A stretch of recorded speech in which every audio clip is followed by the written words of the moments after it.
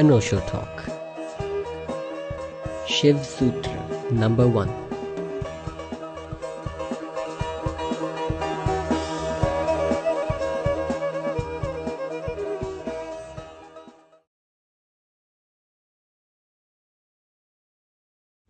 ओम नमः श्री संभवे स्वात्मानंद प्रकाश वपुषे अथ शिव सूत्र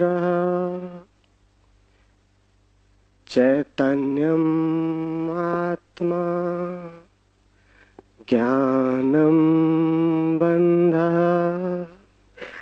योनिवर्गः कला शरीरम् उद्यमो भैरवः शक्तिचक्र संधाने विश्वसंहारः।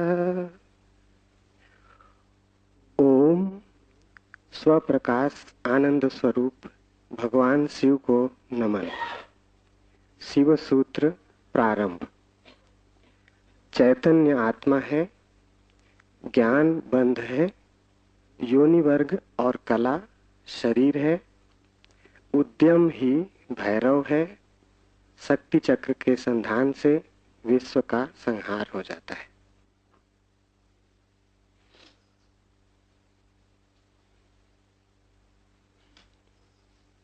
जीवन सत्य की खोज दो मार्गों से हो सकती। एक पुरुष का मार्ग है आक्रमण का, हिंसा का, छीन झपट का। एक स्त्री का मार्ग है समर्पण का, प्रतिक्रमण का। विज्ञान पुरुष का मार्ग है, विज्ञान आक्रमण है। धर्म स्त्री का मार्ग है, धर्म नमन है। इसे बहुत ठीक से समझ लें। इसलिए पूरब के सभी शास्त्र परमात्मा को नमस्कार से शुरू होते। वो नमस्कार केवल औपचारिक नहीं, वो केवल एक परंपरा और रीति नहीं। वो नमस्कार इंगित है कि मार्ग समर्पण का है, और जो विनम्र हैं केवल वे ही उपलब्ध हो सकेंगे, और जो आक्रामक हैं, अहंकार से भरे हैं, जो सत्य को भी छीन झपट करके पाना चाहते हैं, जो सत्य के भी मालिक होने की आकांक्षा रखते हैं, जो परमात्मा के द्वार पर एक सैनिक की भांति पहुंचे हैं विजय करने, वे हार जाएंगे। वे क्षुद्र को भला छीन झपट लें, विराट उनका न हो सकेगा। वे व्यर्थ को भला लूट के घर ले आए, लेकिन जो सार्थक है वो उनकी लूट का हिस्सा न बनेगा। इसलिए विज्ञान व्यर्थ को खोज लेता है, सार्थक चूक जाता है। मिट्टी, पत्थर, पदार्थ के संबंध में जानकारी मिल जाती, लेकिन आत्मा और परमात्मा की जानकारी छूट जाती।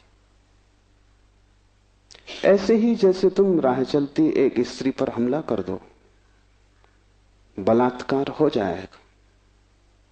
स्त्री का शरीर भी तुम कब्जा कर लोगे, लेकिन उसकी आत्मा तुम्हें न मिल सकेगी, उसका प्रेम तुम न पा सकोगे।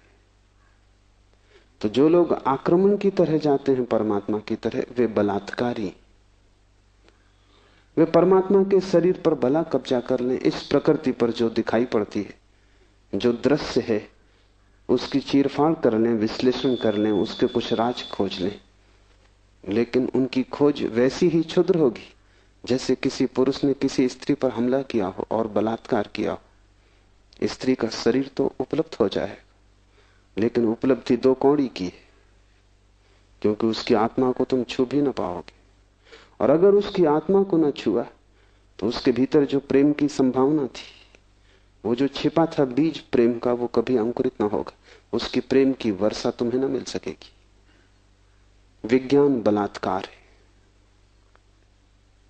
वो प्रकृति पर हमला है। जैसे कि प्रकृति कोई शत्रु हो, जैसे कि उसे जीतना है, पराजित करना है। इसलिए विज्ञान तोड़फोड़ में भरोसा करता है, विश्लेषण तोड़फोड़ है, काटपीट में भरोसा करता है। अगर वैज्ञानिक से पूछो कि फूल सुंदर है तो तोड़ेगा फूल को, काटेगा, जांच पड़ताल करेगा, लेकिन उसे पता नहीं तोड़ने में ही सौंदर्य खो जाता। सौंदर्य तो पूरे में था, खंड खंड में सौंदर्य ना मिलेगा। हां, रासायनिक तत्व मिल जाएंगे, किन चीजों से फूल बना है, किन पदार्थों से बना है, किन खनिज और द्रव्यों से बना है, वो सब मिल जाएगा। तुम बोतलों में अलग अलग फूल के खंडों को इकट्ठा करके लेबल लगा दोगे, तुम कहोगे ये केमिकल्स हैं, ये पदार्थ हैं, इनसे मिलकर फूल बना था। लेकिन तुम एक भी ऐसी बोतल न भर पाओगे जिसमें तुम कह सको ये सौंदर्य है जो फूल में भरा था। सौंदर्य तिरोहित हो जाएगा। अगर तुमने फूल पर आक्रमण किया तो फूल की आत्मा तुम्हें न मिलेगी, शरीर ही मिलेगा। विज्ञान इसलिए आत्मा में भरोसा नहीं करता। भरोसा करे भी कैसे? इतनी चेष्टा के बाद भी आत्मा की कोई झलक नहीं मिलती। झलक मिलेगी ही नहीं, इसलिए नहीं कि आत्मा नहीं है, बल्कि तुमने जो ढंग चुना है वो आत्मा को पाने का ढंग नहीं। तुम जिस द्वार से प्रवेश किए हो वो क्षुद्र को पाने का द्वार है। आक्रमण से जो बहुमूल्य है वो नहीं मिल सकता। जीवन का रहस्य तुम्हें मिल सकेगा अगर नमन के द्वार से तुम गए, अगर तुम झुके, तुमने प्रार्थना की, तो तुम प्रेम के केंद्र तक पहुंच पाओगे। परमात्मा को रिझाना करीब करीब एक स्त्री को रिझाने जैसा है। उसके पास अति प्रेमपूर्ण, अति विनम्र, प्रार्थना से भरा हृदय चाहिए। और जल्दी वहां नहीं है। तुमने जल्दी की कि तुम चूके, वहां बड़ा धैर्य चाहिए। तुम्हारी जल्दी और उसका हृदय बंद हो जाएगा, क्योंकि जल्दी भी आक्रमण की खबर है। इसलिए जो परमात्मा को खोजने चलते हैं उनके जीवन का ढंग दो शब्दों में समाया हुआ है, प्रार्थना और प्रतीक्षा। प्रार्थना से शास्त्र शुरू होते हैं और प्रतीक्षा पर पूरे होते हैं। प्रार्थना से खोज इसलिए शुरू होती। इस शास्त्र का पहला चरण है ओम स्वप्रकाश आनंद स्वरूप भगवान शिव को नमन। और अब शिव सूत्र प्रारंभ। इस नमन को बहुत गहरे उतर जाने दें, क्योंकि अगर द्वार ही चूक गया तो पीछे महल की जो मैं चर्चा करूंगा वो समझ में ना आएगी। पुरुष को थोड़ा हटाएं, आक्रामक वृत्ति को थोड़ा दूर करें। ये समझ कुछ बुद्धि से आने वाली नहीं, हृदय से आने वाली है। ये समझ कुछ तुम्हारे तर्क पर निर्भर न करेगी, ये तुम्हारे प्रेम पर निर्भर करेगी। इस शास्त्र को तुम समझ पाओगे, लेकिन वो समझ ऐसी न होगी जैसे कोई गणित को समझता है। वो समझ ऐसी होगी जैसे कोई काव्य को समझता है। कविता पर तुम झपट नहीं पड़ते, तुम कविता का धीरे धीरे स्वाद लेते हो, चुस्की लेते हो, जैसे कोई चाय को पीता है। तुम उसे गटक नहीं चाहते, वो कोई कड़वी दवा नहीं है। तुम उसका स्वाद लेते हो, चुस्की लेते हो, धीरे धीरे उसके स्वाद को लीन होने देते हो। और एक ही कविता को समझना हो तो बहुत बार पढ़ना पड़ता है। एक गणित को तुमने एक बार समझ लिया, फिर दोबारा करने की कोई जरूरत नहीं रह जाती। गणित समाप्त हो गया। कविता कभी भी समाप्त नहीं होती, क्योंकि हृदय का कोई और छोर नहीं। और तुम जितना ही प्रेम करते हो उतना ही उद्घाटित होता है। इसलिए पूर्व में हम शास्त्र का अध्ययन नहीं करते, हम शास्त्र का पाठ करते। अध्ययन शास्त्र का हो भी नहीं सकता। अध्ययन का अर्थ है एक बार समझ लिया फिर कचरे में फेंक दिया। जैसे कि बात खत्म होगी, जब समझ ही लिया तब दोबारा क्या करना है। पाठ का अर्थ होता है समझ बुद्धि की होती तो एक बार में पूरी हो जाती, इसकी तो चुस्कियां बार बार लेनी पड़ेगी। इसे तो जाने अनजाने न मालूम कितनी बार दोहराना पड़ेगा। इसे बहुत से भाव क्षणों में, बहुत सी मनोदशाओं में, कभी सुबह जब सूरज उगता है तब, कभी रात जब सब अंधकार हो जाता है तब, कभी मन जब प्रफुल्लित होता है तब, और कभी मन जब उदासी से भरा होता है तब, विभिन्न चित्त की दशाओं में, विभिन्न मनोक्षणों में इसमें उतरना होगा। तब इसके सभी पहलू धीरे धीरे प्रकट होंगे। फिर भी तुम इसे चुकता न कर पाओगे। कोई शास्त्र कभी चुकता नहीं। जितना ही तुम पाओगे कि खोज लिया, उतना ही तुम पाओगे खोज के लिए और भी ज्यादा बाकी रह गया। जितने तुम गहरे उतरोगे पाओगे गहराई बढ़ती चली जाती है। शास्त्र को कभी पाठ ही चुका नहीं पाता। पाठ का मतलब ही यही है कि बार बार, बहुत बार। पश्चिम इस बात को समझ भी नहीं पाता। उनकी पकड़ के बाहर है कि लोग गीता को हजारों साल से क्यों पढ़ रहे हैं, और एक ही आदमी रोज सुबह उठ के गीता पढ़ लेता है। पागल हो गया है। उनको ख्याल में नहीं कि पाठ की प्रक्रिया हृदय में उतारने की प्रक्रिया है। उसका समझ से बहुत वास्ता नहीं है, स्वाद से वास्ता है। तर्क और गणित और हिसाब से उसका कोई भी संबंध नहीं है। उसका संबंध तो अपने हृदय को और उसके बीच की जो दूरी है उसको मिटाने से। धीरे धीरे हम इतने लीन हो जाएं उसमें कि पाठी और पाठ एक हो जाए। पता ही न चले कि कौन गीता है और कौन गीता का पाठी। ऐसे भाव से जो चले, ये स्त्री का भाव है, ये समर्पण की धारा है। तो इसे ख्याल में ले लेना। नमन से हम चलें तो शिव के सूत्र समझ में आ सकेंगे। उन्हें तुम अपने में उतरने देना और जल्दी निर्णय की मत करना कि वे ठीक हैं कि गलत है। क्योंकि सूत्रों के संबंध में एक बात ख्याल रख लेना, तुम्हारे ऊपर निर्भर नहीं है तय करना कि वे ठीक हैं या गलत हैं। तुम निर्णय कर भी कैसे पाओगे? जो अंधेरे में खड़ा है वो प्रकाश के संबंध में क्या निर्णय करेगा? और जिसने कभी स्वास्थ्य नहीं जाना, जो रोग की सैया से ही बंधा रहा है, उसे स्वास्थ्य की परिभाषा कैसे समझ में आएगी? जिसने कभी प्रेम की स्फुरना नहीं पहचानी और जो जीवन भर घृणा, ईर्षा और द्वेष में जिया है, वो प्रेम की कविता तो पढ़ सकता है क्योंकि शब्द उसकी समझ में आ जाएंगे, लेकिन शब्दों में जो छिपा है, अंतर गुम्फित है, वो द्वार तो उसके लिए बंद ही रहेगा। इसलिए तुम निर्णय मत करना कि क्या ठीक क्या गलत। तुम सिर्फ पीना, समझना भी नहीं कहता हूं, तुम सिर्फ पीना, तुम सिर्फ स्वाद में उतरना। और अगर वो स्वाद तुम्हारे भीतर रहस्य के लोग खोलने लगे और वो स्वाद अगर तुम्हारे भीतर नई सुगंध को जन्म दे दे और तुम पाओ कि क्षण भर को भी सही तुम्हारे दुर्गंध का व्यक्तित्व विलीन हो गया है, तुम्हारे भीतर कोई फूल खिला है और तुम सुगंधित हुए हो, क्षण भर को भी तुम पाओ कि तुम अंधकार नहीं हो, कोई दिया जल गया है, एक झलक मिली जैसे अंधेरे में बिजली कौंध गई हो, उसी से समझ आएगी। तुम्हारे समझने से नहीं, तुम्हारे अनुभव की झलक से समझ आएगी। इसलिए तुम विनम्र रहना। दूसरी बात, सूत्र का अर्थ होता है संक्षिप्त से संक्षिप्त, सारभूत, टेलीग्राफिक। वहां एक एक शब्द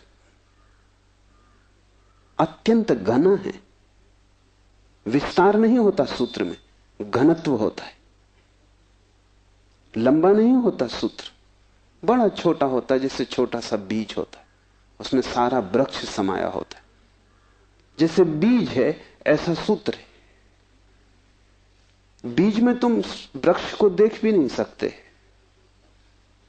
देखना भी चाहोगे तो बीज में तुम वृक्ष को पाओगे नहीं, क्योंकि उसके लिए बड़ी गहरी आंखें चाहिए, जो बीज में वृक्ष को देख ले, जो वर्तमान में भविष्य को देख ले, जो आज कल को देख ले, जो दृश्य से अदृश्य को खोज ले। बड़ी पैनी आंखें चाहिए। वैसी पैनी आंखें तुम्हारे पास अभी नहीं है। अभी तो तुम्हें बीज बीज ही दिखाई पड़ेगा। वृक्ष को देखना हो तो बीज को तुम्हें बोना पड़ेगा, और कोई रास्ता तुम्हारे पास देखने का नहीं। और जब बीज टूटेगा जमीन में और वृक्ष अंकुरित होगा, तभी तुम पहचान पाओगे। ये सूत्र बीज है, इन्हें तुम्हें अपने हृदय में बोना होगा। तुम अभी निर्णय मत करना, क्योंकि अभी तुमने अगर बीज पर निर्णय लिया तो तुम इसे फेंक ही दोगे, कचरा कूड़ा मालूम पड़ेगा। बीज में कंकड़ पत्थर में कोई ज्यादा फर्क नहीं है। कभी कभी तो कंकड़ पत्थर ज्यादा चमकीले, रंगीन, खूबसूरत, कीमती होते, लेकिन बीज और कीमती से कीमती कोहिनूर में भी एक फर्क है कि तुम कोहिनूर को बो दो तो उसमें से कुछ पैदा ना होगा। वो कीमती कितना ही वो मुर्दा है, उसका मूल्य ना समझ कितने ही समझते हो, लेकिन जीवन उसमें नहीं, वो लाश है। और बीज कुरूप भी दिखाई पड़ता हो, कोई उसकी कीमत भी ना हो, लेकिन उसमें जीवन छिपा है। तुम उससे बो दो, उससे विराट वृक्ष पैदा होगा। और एक बीज से करोड़ों बीज लग जाएंगे। एक छोटा सा बीज इस सारे विश्व को पैदा कर सकता है, क्योंकि एक बीज से करोड़ों बीज पैदा होते हैं, फिर करोड़ों बीज से, हर बीज से करोड़ बीज पैदा होते हैं। एक छोटे बीज में सारे विश्व का ब्रह्मांड समा सकता है। सूत्र बीज है, उसके साथ जल्दी नहीं की जा सकती। उसको बोओगे हृदय में और अंकुरित होगा, फूल लगेंगे, तभी तुम जान पाओगे, तभी निर्णय लिया जा सकता है। तीसरी बात, इसके पहले कि हम शुरू करें, धर्म महान क्रांति है। धर्म के नाम से तुमने जो समझा हुआ है उसका धर्म से ना के बराबर संबंध है। इसलिए शिव के सूत्र तुम्हें चौंकाएंगे भी, तुम भयभीत भी होगे, डरोगे भी, क्योंकि तुम्हारा धर्म डगमगाएगा। तुम्हारा मंदिर, तुम्हारी मस्जिद, तुम्हारे गिरजे, अगर ये सूत्र तुमने समझे तो गिर जाएंगे।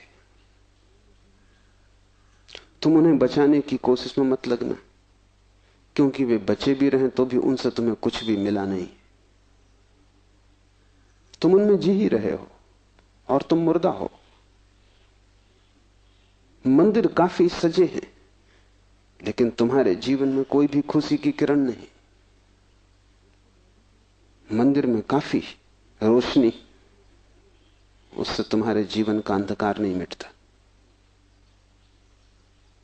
तो उससे भयभीत मत होना, क्योंकि सूत्र तुम्हें कठिनाई में तो डालेंगे ही, क्योंकि शिव कोई पुरोहित नहीं।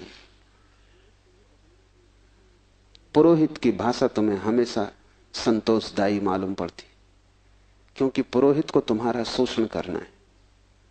पुरोहित तुम्हें बदलने को उत्सुक नहीं है। तुम जैसे हो ऐसे ही रहो, इसी में उसका लाभ है। तुम जैसे हो रुग्ण बीमार, ऐसे ही रहो, इसी में उसका व्यवसाय है।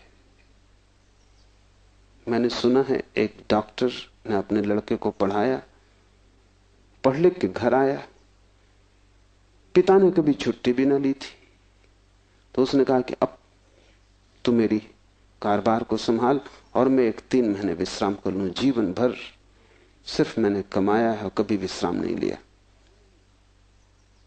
वो विश्व की यात्रा पर निकल गया। 3 महीने बाद लौटा तो उसने अपने लड़के से पूछा कि सब ठीक चल रहा है। उसके लड़के ने कहा कि बिल्कुल ठीक चल रहा है। आप हैरान होंगे कि जिन मरीजों को आप जीवन भर में ठीक न कर पाए, उनको मैंने 3 महीने में ठीक कर दिया। पिता ने सिर ठोक लिया। उसने कहा, मूढ़, वही हमारा व्यवसाय थे। क्या मैं उनको ठीक नहीं कर सकता था? तेरी पढ़ाई कहां से आती? उन्हीं पर आधार था, और भी बच्चे पढ़ लिख लेते, तूने सब खराब कर दिया। पुरोहित तुम जैसे हो रुग्ण बीमार, तुम्हें वैसा ही चाहता है, उस पर ही उसका व्यवसाय है। शिव कोई पुरोहित नहीं है, शिव तीर्थंकर है, शिव अवतार है। सो क्रांति दृष्टा है, पैगंबर है। वे जो भी कहेंगे वो आग है। अगर तुम जलने को तैयार हो तो ही उनके पास आना। अगर तुम मिटने को तैयार हो तो ही उनके निमंत्रण को स्वीकार करना, क्योंकि तुम मिटोगे तो ही नए का जन्म होगा। तुम्हारी राख पर ही नए जीवन की शुरुआत है। इन बातों को ख्याल में रख के एक एक सूत्र को समझने की कोशिश करें। पहला सूत्र है चैतन्य आत्मा। चैतन्य आत्मा है।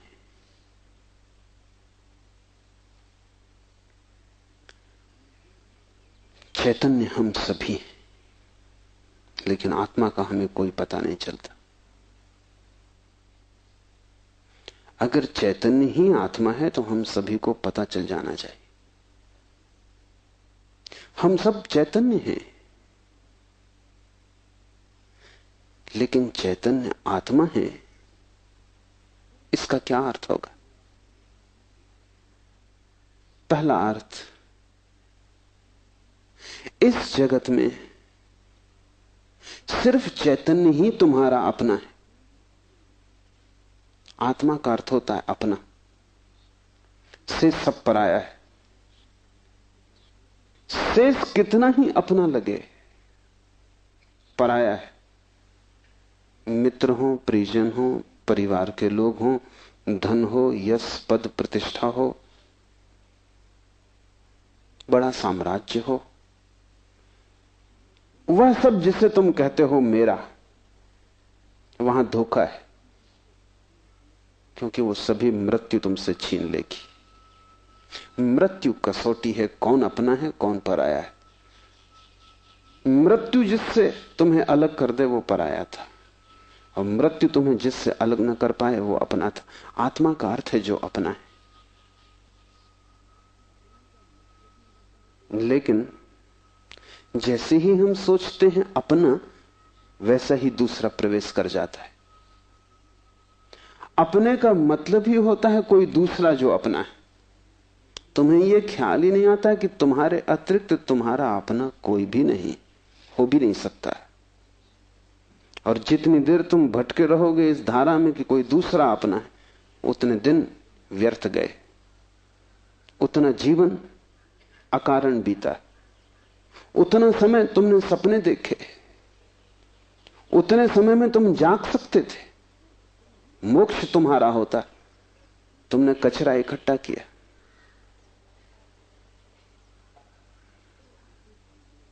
सिर्फ तुम ही तुम्हारे हो, यह पहला सूत्र। मेरे अतिरिक्त मेरा कोई भी नहीं। यह बड़ा क्रांतिकारी सूत्र है, बड़ा समाज विरोधी, क्योंकि समाज जीता इसी आधार पर है कि दूसरे अपने हैं, जाति के लोग अपने हैं, देश के लोग अपने हैं। मेरा देश, मेरी जाति, मेरा धर्म, मेरा परिवार, मेरे का सारा खेल। समाज जीता है मेरी की धारणा पर। इसलिए धर्म समाज विरोधी तत्व है। धर्म समाज से छुटकारा है, दूसरे से छुटकारा है। और धर्म कहता है कि तुम्हारे अतिरिक्त तुम्हारा और कोई भी नहीं। ऊपर से देखने पर बड़ा स्वार्थी वचन मालूम पड़ेगा, क्योंकि ये बात हुई कि बस हम ही अपने हैं, तो तत्क्षण हमें लगता है ये तो स्वार्थ की बात हुई। ये स्वार्थ की बात नहीं। अगर ये तुम्हें ख्याल में आ जाए तो ही तुम्हारे जीवन में परार्थ और परमार्थ पैदा होगा, क्योंकि जो अभी आत्मा के भाव से ही नहीं भरा है, उसके जीवन में कोई परार्थ और कोई परमार्थ नहीं हो सकता। तुम कहते हो दूसरों को मेरा, लेकिन मेरा कह के तुम करते क्या हो? मेरा कह के तुम उन्हें चूसते हो। मेरा तुम्हारा शोषण का हिस्सा है, फैलाव है। जिसको भी तुम मेरा कहते हो, तुम उसे गुलाम बनाते हो, तुम उसे अपने परिग्रह में परिवर्तित कर देते हो। मेरी पत्नी, मेरा पति, मेरा बेटा, मेरा पिता, तुम करते क्या हो? इस मेरे के पीछे, इस मेरे के पर्दे के पीछे तुम्हारे संबंध का मूल आधार क्या है? तुम चूसते हो, तुम शोषण करते हो, तुम दूसरे का उपयोग करते हो। इस दूसरे के उपयोग को तुम सोचते हो परार्थ, तो तुम भ्रांति में हो। एक सम्राट बूढ़ा हुआ, उसके 3 बेटे थे और वो बड़ी चिंता में था किसको राज्य दे। तीनों ही योग्य और कुशल थे, तीनों ही समान गुणधर्मा थे, इसलिए बड़ी कठिनाई हुई। उसने एक दिन तीनों बेटों को बुलाया और कहा कि पिछले पूरे वर्ष में तुमने जो भी कृत्य महानतम किया हो, एक कृत्य जो पूरे वर्ष में महानतम हो, वो तुम मुझे कहो। बड़े बेटे ने कहा कि गांव का जो सबसे बड़ा धनपति है वो तीर्थ यात्रा पर जा रहा था। उसने करोड़ों रुपए के हीरे जवाहरात बिना गिने, बिना किसी हिसाब किताब के, बिना किसी दस्तखत लिए मेरे पास रख दिए और कहा कि जब मैं लौट आऊंगा तीर्थ यात्रा से मुझे वापस लौटा देना। चाहता मैं तो पूरे भी पा जा सकता था, क्योंकि न कोई लिखा पड़ी थी, न कोई गवाह था। इतना भी न करता तो थोड़े बहुत बहुमूल्य हीरे में बचा लेता तो कोई कठिनाई न थी, क्योंकि उस आदमी ने ना तो गिने थे और ना कोई संख्या रखी थी। लेकिन मैंने सब जैसी की जैसी थैली वापस लौटा दी। पिता ने कहा तुमने भला किया, लेकिन मैं तुमसे पूछता हूं कि अगर तुमने कुछ रख लिए होते तो तुम्हें पश्चाताप, गिलानी, अपराध का भाव पकड़ता या नहीं? उस बेटे ने कहा निश्चित पकड़ता। तो बाप ने कहा इसमें परोपकार कुछ भी ना हुआ, तुम सिर्फ अपने पश्चाताप, अपनी पीड़ा से बचने के लिए ये किए हो। इसमें परोपकार क्या हुआ? हीरे बचाते तो ग्लानि मन को पीड़ा देती, कांटे की तरह चुभती, उस कांटे से बचने के लिए तुमने हीरे वापस दिए। काम तुमने अच्छा किया, ठीक है, लेकिन परोपकार कुछ भी ना हुआ। उपकार तुमने अपना ही किया है। दूसरा बेटा थोड़ी चिंता में पड़ा और उसने कहा कि मैं राह के किनारे से गुजरता था और झील में सांझ के वक्त, जबकि वहां कोई भी न था, एक आदमी डूबने लगा। चाहता तो मैं अपने रास्ते चला जाता, सुना अनसुना कर देता, लेकिन मैंने तत्क्षण छलांग मारी, अपने जीवन को खतरे में डाला और उस आदमी को बाहर निकाला। बाप ने कहा तुमने ठीक किया, लेकिन अगर तुम चले जाते और ना निकालते तो क्या उस आदमी की मृत्यु सदा तुम्हारा पीछा न करती? तुम अनसुनी कर देते ऊपर से, लेकिन भीतर तो तुम सुन चुके थे उसकी चीत्कार आवाज कि बचाओ। क्या सदा सदा के लिए उसका प्रेत तुम्हारा पीछा न करता? उसी भय से तुमने छलांग लगाई, अपने जान को खतरे में डाला, लेकिन परोपकार तुमने कुछ किया हो इस भ्रांति में पड़ने का कोई कारण नहीं। तीसरे बेटे ने कहा कि मैं गुजरता था जंगल से और एक पहाड़ की कगार पर मैंने एक आदमी को सोया हुआ देखा, जो कि नींद में अगर एक भी करवट ले तो सदा के लिए समाप्त हो जाएगा, क्योंकि दूसरी तरफ महान खड्ड था। मैं उस आदमी के पास पहुंचा और जब मैंने देखा कि वो कौन है तो वो मेरा जानी दुश्मन था।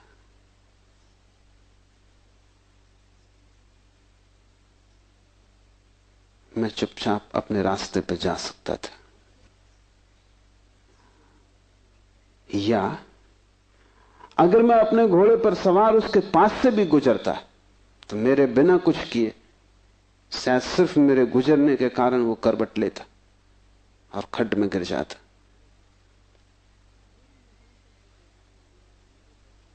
लेकिन मैं आहिस्ते से जमीन पर सरकता हुआ उसके पास पहुंचा कि कहीं मेरी आहट में वो गिर न जाए।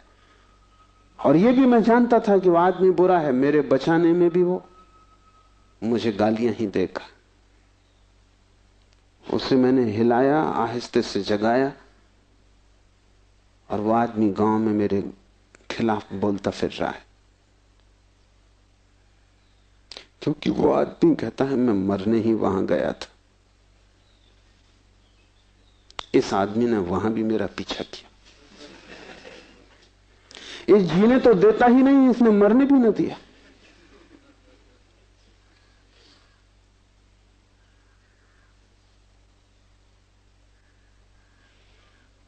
पिता ने कहा तुम दोस्त से बेहतर हो, लेकिन परोपकार ये भी नहीं। क्यों? क्योंकि तुम अहंकार से फूले नहीं समा रहे हो कि तुमने कुछ बड़ा कार्य कर दिया। बोलते हो तो तुम्हारी आंखों की चमक और हो जाती, कहते हो तो तुम्हारा सीना फूल जाता है। और जिस कृत्य से अहंकार निर्मित होता हो वो परोपकार न रहा। बड़े सूक्ष्म मार्ग से तुमने अपने अहंकार को उससे भर लिया। तुम सोच रहे हो तुम बड़े धार्मिक हो, परोपकारी हो, तुम इन दो से बेहतर हो। लेकिन मुझे राज्य के मालिक के लिए किसी तीसरे की ही तलाश, चौथे की ही तलाश करनी पड़ेगी। जब तुम परोपकार करते हो तब तुम कर नहीं सकते, क्योंकि जिसे अपना ही पता नहीं है वो परोपकार करेगा कैसे?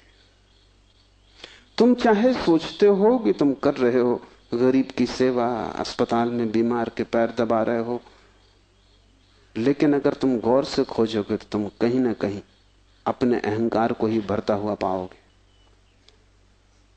और अगर तुम्हारा अहंकार ही सेवा से भरता है तो सेवा भी शोषण है।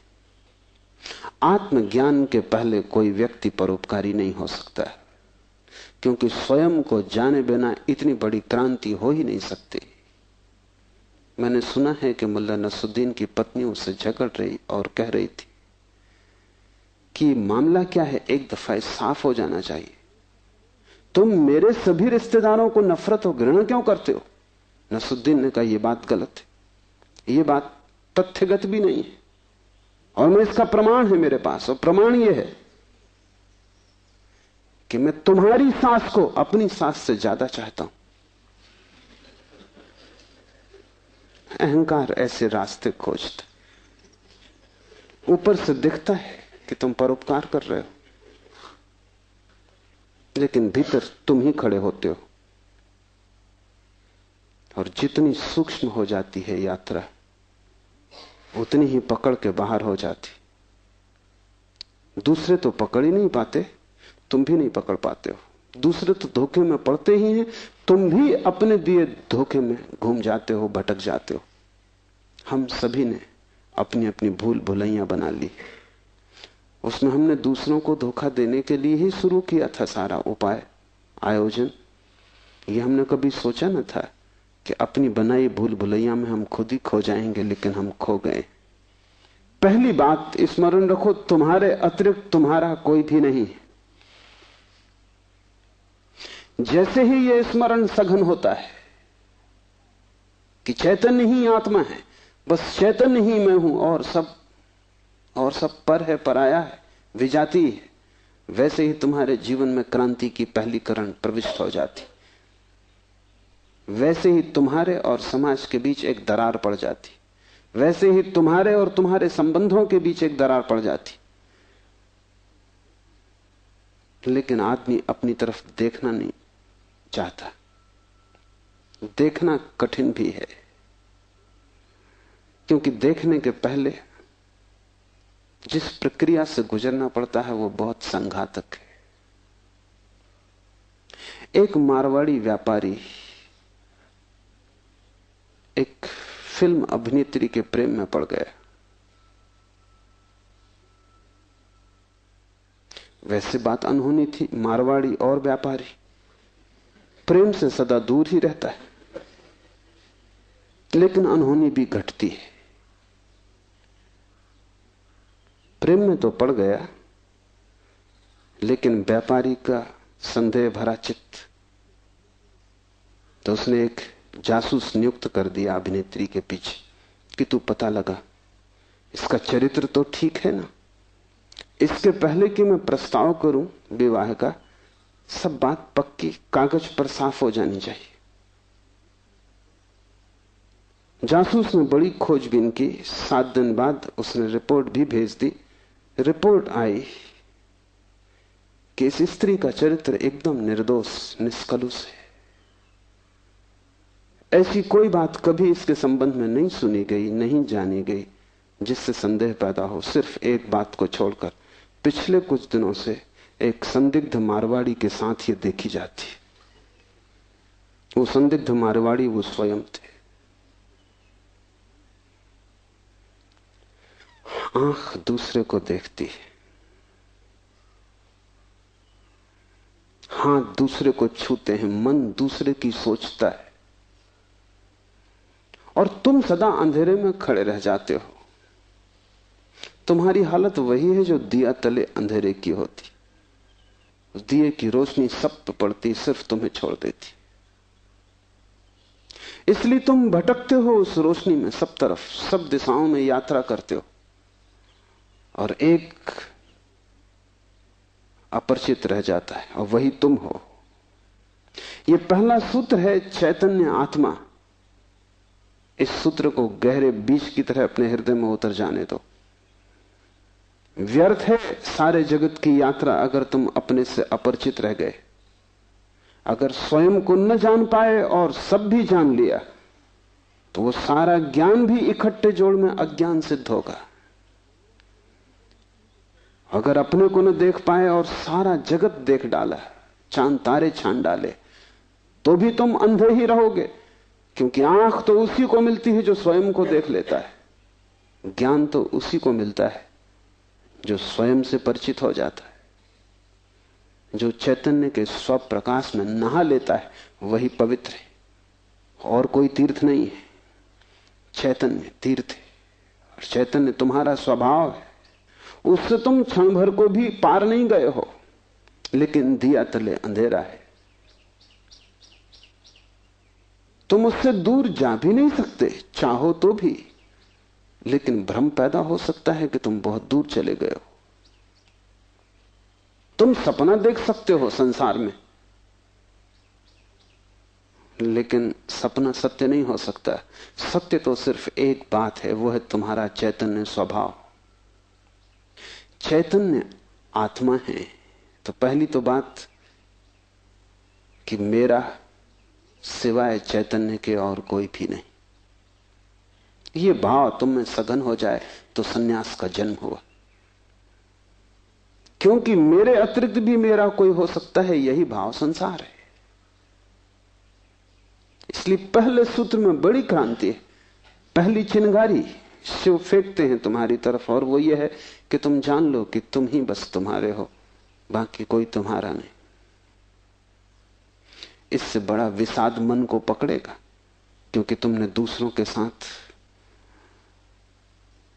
बड़े संबंध बना रखे, बड़े सपने संजो रखे, दूसरों के साथ तुम्हारी बड़ी आशाएं जुड़ी हैं। मां देख रही है कि बेटा बड़ा होगा, बड़ी आशाएं जुड़ी हैं। बाप देख रहा है कि बेटा बड़ा होगा, बड़ी आशाएं जुड़ी हैं। और इन सारी आशाओं में तुम अपने को खो रहे हो। यही तुम्हारे पिता भी इन्हीं आशाओं को कर करके समाप्त हुए तुम्हारे लिए। तुमसे क्या उन्हें मिला? यही आशाएं कर करके तुम समाप्त हो जाओगे।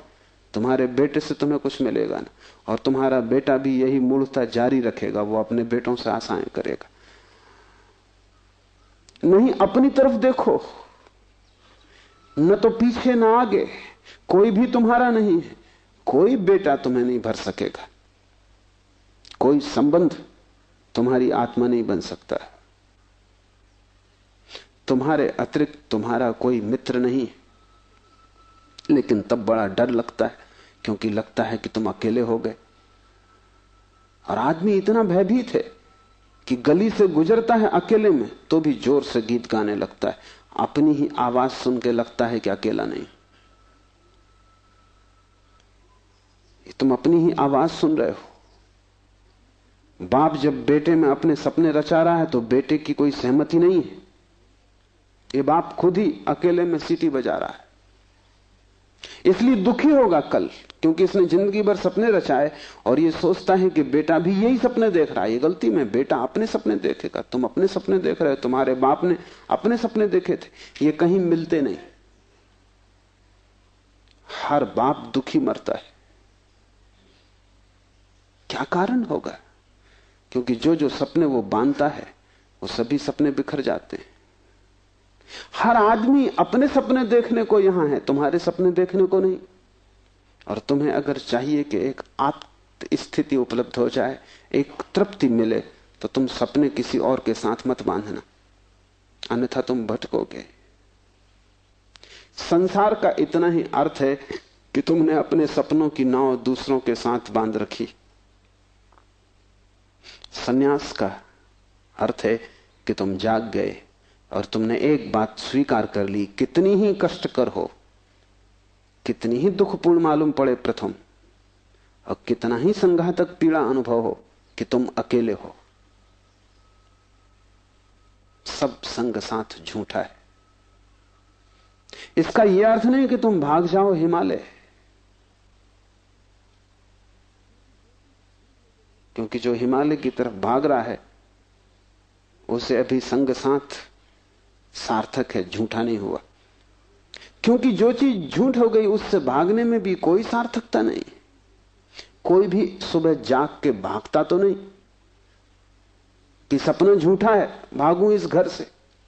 सपना झूठा हो गया, बात खत्म हो गई, उसमें भागना क्या है। लेकिन एक आदमी है जो भाग रहा है पत्नी से, बच्चों से, इसका भागना बताता है। इसने सुन लिया होगा कि सपना झूठा है, लेकिन अभी इसे खुद पता नहीं चला। कल तक ये पत्नी की तरफ भागता था, पत्नी की तरफ पीठ करके भागता है, लेकिन दोनों ही अर्थों में पत्नी सार्थक थी।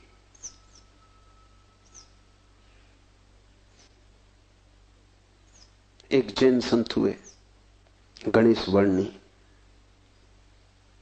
वर्षों पहले उन्होंने पत्नी त्याग दी। साधु पुरुष थे। कोई 20 वर्ष त्याग के बाद काशी में थे, तब खबर आई कि पत्नी मर गई। उनके मुंह से जो वचन निकला वो याद रख लेने जैसा है। उन्होंने कहा चलो झंझट मिटी। उनके भक्तों ने इस वचन का अर्थ लिया कि बड़ी वीतरागता है। थोड़ा सोचो तो साफ हो जाएगा कि वीतरागता बिल्कुल नहीं, क्योंकि जिस पत्नी को 20 साल पहले छोड़ दिया उसकी झंझट अभी कायम थी तो ही मिट सकती है। गणित बिल्कुल सीधा और साफ है। ये पत्नी जो 20 साल पहले छोड़ दी, किसी न किसी तरह छाया की तरह पीछे चल रही होगी, ये मन में कहीं सवार होगी। इसका उपद्रव कायम था। 20 साल भी इसके उपद्रव को मिटा नहीं पाए थे छोड़ने के बाद। ये मन सतत सोचता रहा होगा, पक्ष में विपक्ष में। पत्नी के मरने पर यह वचन कि चलो झंझट मिटी, पत्नी के संबंध में कुछ भी नहीं बताते, सिर्फ पति के संबंध में बताते कि यह आदमी भाग तो गया छोड़कर, लेकिन छोड़ ना पाया। और गणेश वर्णी साधु पुरुष थे, इसलिए थोड़ा सोच लेना, साधु पुरुष भी बड़ी भ्रांति में रह सकते। उनके चरित्र में, आचरण में कोई भूल चूक न थी। वे मर्यादा के पुरुष थे, ठीक ठीक नियम से चलते थे। वहां कोई जरा भी दरार नहीं पा सकता, जरा त्रुटि नहीं पा सकता। सब आचरण ठीक था, साधुता पूरी थी। फिर भी भीतर कोई बात चूक गई। हिमालय पहुंच गए, झंझट सांस चली गई। फिर दूसरी बात भी समझ लेने जैसी है, और वो ये कि अगर पत्नी के मरने पर पहला ख्याल ही आया कि झंझट मिटी, तो कहीं जाने अनजाने अचेतन में पत्नी की मृत्यु की आकांक्षा भी छिपी रही होगी। वो जरा गहरा किसी तल पर पत्नी मिट जाए, न हो, समाप्त हो जाए, ये तो हिंसा हो गई। लेकिन एक एक वचन भी अकारण नहीं आता, आसमान से नहीं आता, एक एक वचन भी भीतर से आता। और ऐसे क्षणों में जबकि पत्नी मर गई इसकी खबर आई हो, तुम ठीक ठीक अपने रोजमर्रा के व्यवसायी होश में नहीं होते हो, तब तुमसे जो बात निकलती है वो ज्यादा सही होती। घंटे भर बाद तुम्हें मौका मिल जाएगा, तुम खुद ही सोच समझ के लीप पोता कर लोगे, तुम फिर जो कहोगे वो बात झूठी हो जाएगी। लेकिन तत्क्षण उस क्षण में वर्णी चूक गए। वो जो 20 साल से उन्होंने चारों तरफ साधुता का व्यवस्था कर रखी थी, उस क्षण में भूल गए। जब वर्णी को ऐसा घट सकता है तो तुम्हें तो सहज ही घट सकता है। भागने से कुछ भी ना होगा, भागकर कोई भी कभी भाग नहीं पाया। लेकिन भक्त इसको न देख पाएंगे। उन्होंने तो वर्णी की कथा में इसको बड़े बहुमूल्य वचन की तरह संग्रहित किया है, ये सोच के कि देखो आदमी कैसा वितराग है। तुम्हें पता भी नहीं हो सकता कि वितरागता क्या है। तुम राग में जीते हो, तुम्हें विराग समझ में आता है, तुमसे जो विपरीत है वो समझ में आता है। तुम जानते हो कि तुम पत्नी को छोड़ के नहीं जा सकते, और ये आदमी छोड़ के चला गया, ये आदमी तुमसे बड़ा है, ये तुमसे विपरीत है, लेकिन तुमसे भिन्न नहीं। तुम पैर के बल खड़े हो, यह आदमी सिर के बल खड़ा है, लेकिन तुम्हारे मन में और इसके मन में रत्ती भर भी फर्क नहीं। खोज के देखो, तुम सभी सोचते हो कि पत्नी झंझट है। तुम एक आध ऐसा पति पा सकते हो जो कहे पत्नी झंझट नहीं। पत्नी के सामने मत पूछना, एकांत में अकेले में। मुल्ला नसरुद्दीन ने मुझे कहा है कि मैं भी कभी सुखी था, लेकिन ये मुझे पता ही तब चला जब मैंने विवाह कर लिया, और तब फिर बहुत देर हो चुकी थी। मैं भी कभी सुखी था, ये पता मुझे तब चला जब मैंने विवाह कर लिया, लेकिन तब तक तो बहुत देर हो चुकी थी, सुख हाथ से जा चुका था। पति को गहराई में पूछो तो ऐसा पति खोजना कठिन है जिसने कई बार पत्नी की हत्या करने का विचार न किया हो, सपने न देखे हो कि मार डाला पत्नी को।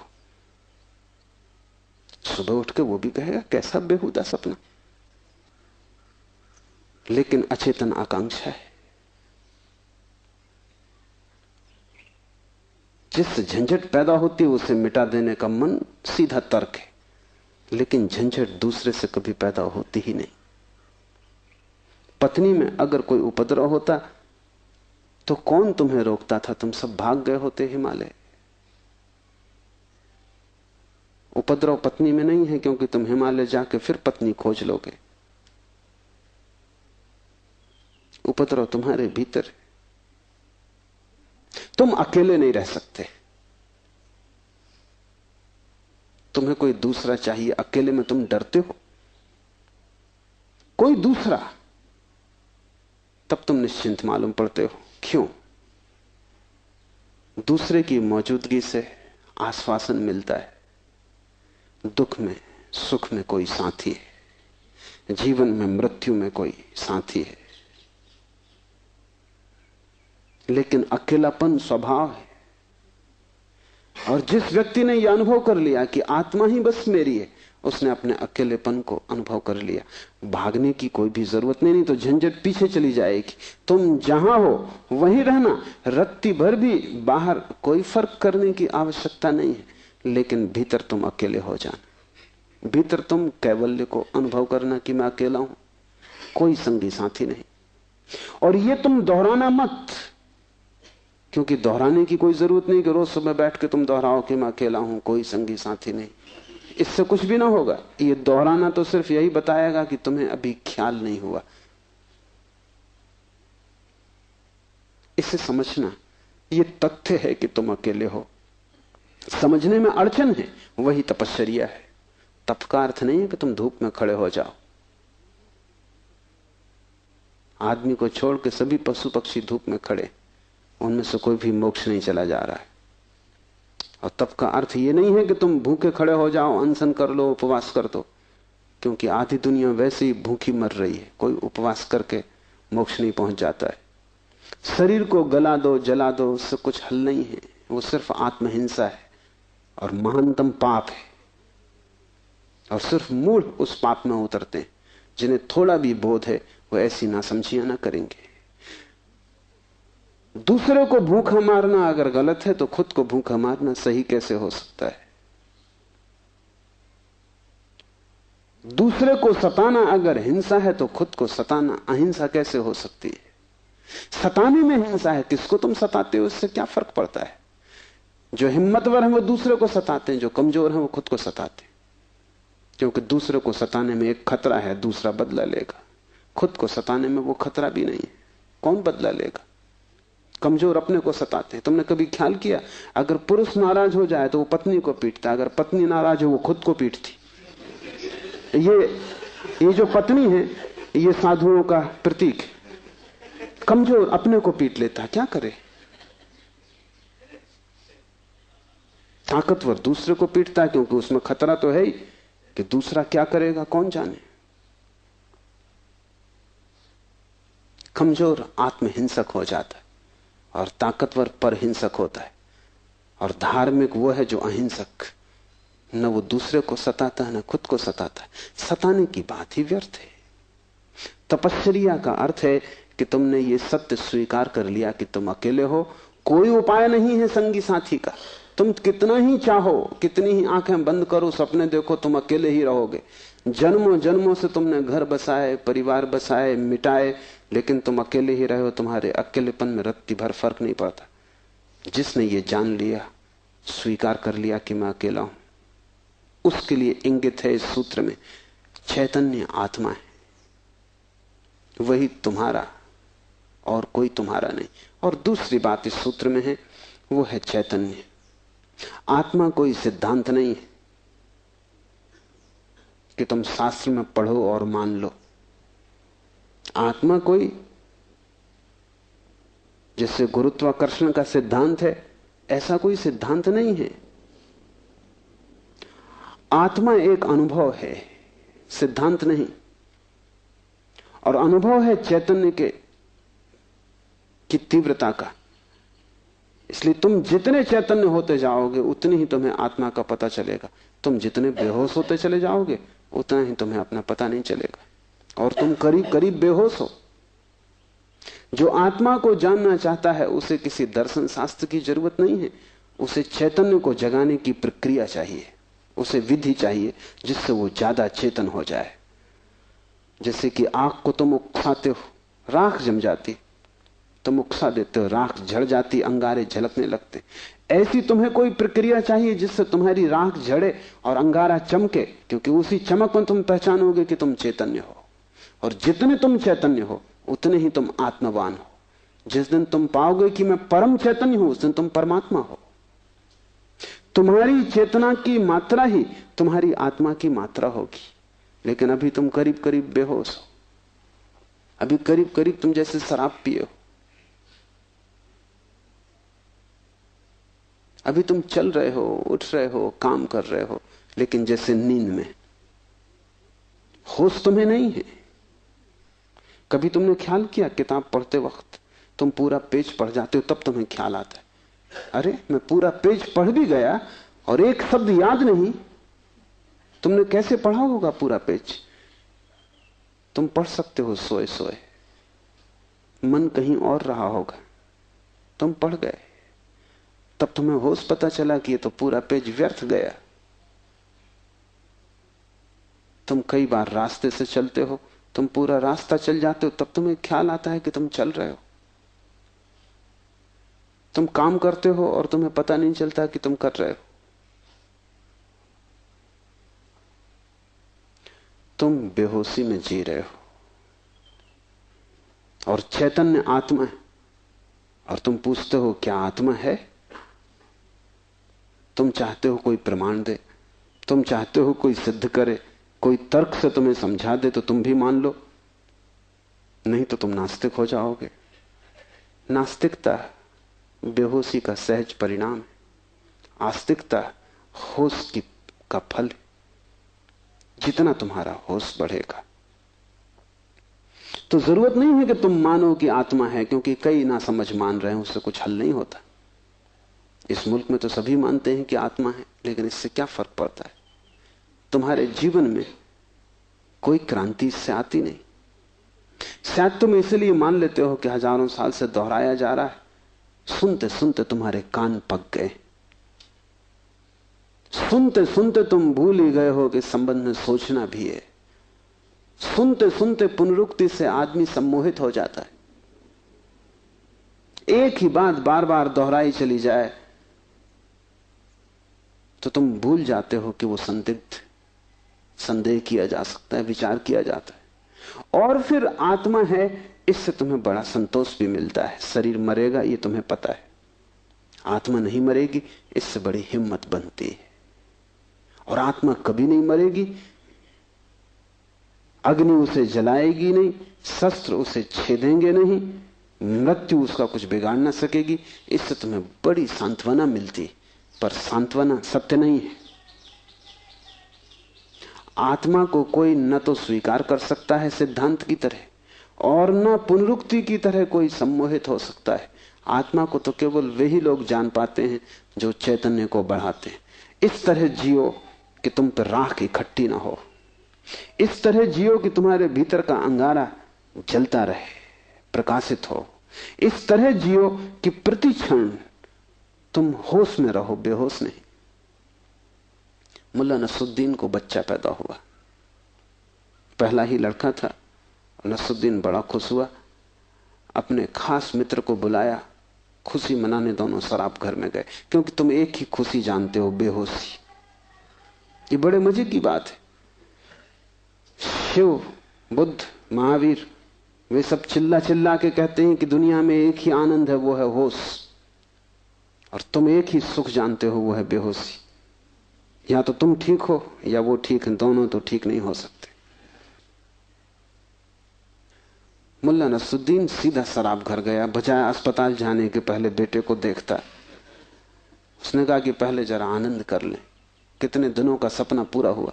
डट के दोनों पी गए। जब दोनों पी के पहुंचे अस्पताल और कांच की खिड़की में से बेटे को देखा तो मुल्ला रोने लगा। उसने अपने मित्र से कहा, पहली तो बात मेरे जैसा मालूम नहीं होता। अपना उन्हें पता नहीं है, अभी खुद की शक्ल भी वो पहचान ना सकेंगे, लेकिन मेरा जैसा नहीं मालूम होता। और दूसरी बात, बड़ा छोटा दिखाई पड़ता है। इतने छोटे बच्चे को लेकर करेंगे भी क्या? ये बचेगा? मित्र ने कहा, मत घबराओ, जब मैं पैदा हुआ था तो मैं भी 3 ही पाउंड का था। नसरुद्दीन ने कहा, फिर तुम बचे?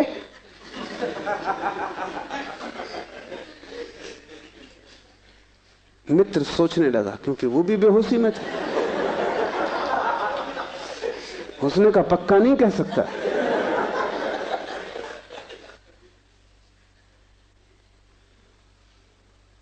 आदमी बेहोशी में है, उसके जीवन का सारा परिप्रेक्ष्य, उसकी सारी दृष्टि उसकी बेहोशी से भर जाती, सब धुआं धुआं हो जाता। तुम कुछ भी ठीक से नहीं देख पाते, और तुम एक ही सुख जानते हो कि जब तुम अपने को भूल जाते हो, चाहे सिनेमा हो, चाहे संगीत हो, चाहे सेक्स हो, जहां भी तुम अपने को भूल जाते हो वहीं तुम कहते हो बड़ा सुख आए। भूलने को तुम सुख कहते हो, विस्मरण को?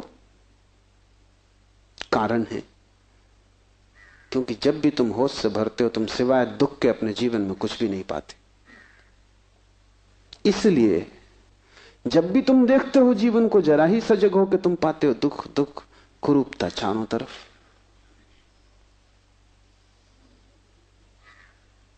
एक मेरे मित्र अविवाहित ही रह गए, उनसे मैंने पूछा कि क्या हुआ, कैसे चूक गए? तो उन्होंने कहा कि बड़ी अड़चन आई। जिस स्त्री को मैं प्रेम करता था,